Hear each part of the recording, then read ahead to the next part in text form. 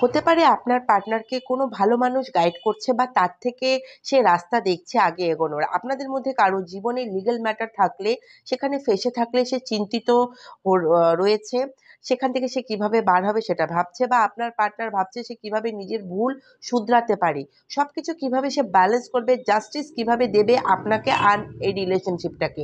Same টাইমেও এটাও ভাবছে পাস্টে সে কিছু চিট করে গিয়েছিল, ধোঁকা দিয়েছিল, আর এই কানেকশনে আপনি আবার নতুনভাবে জুড়েছেন। তো আপনি কোনো রিভেঞ্জ যদি নেন সেটা নিয়েও ভাবছে। মানে সে ভাবছে তার ভুলের রিভেঞ্জ আপনি নেবেন। আপনার পার্টনার ভেবেই যাচ্ছে এই রিলেশনশিপের ব্যাপারে, এই সম্পর্কটার ব্যাপারে অনেক বেশি ভাবছেন। কেন এত ভাবছেন বা কি ভাবছেন, আপনাকে কি ভাবছেন, সে সে আপনাকে মানানোর ব্যাপারে ভাবছেন।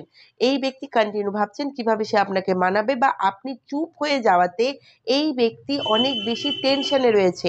সে বুঝতে পারছে না আপনাকে কিভাবে মানাবেন। আপনি নিজে তার কাছে রহস্যময় হয়ে উঠেছেন। আপনি সাইলেন্ট হয়ে গিয়েছেন। আপনার মধ্যে একটা আলাদা এনার্জি, স্পিরিচুয়াল এনার্জি সে ফিল করছে আপনার পার্টনার।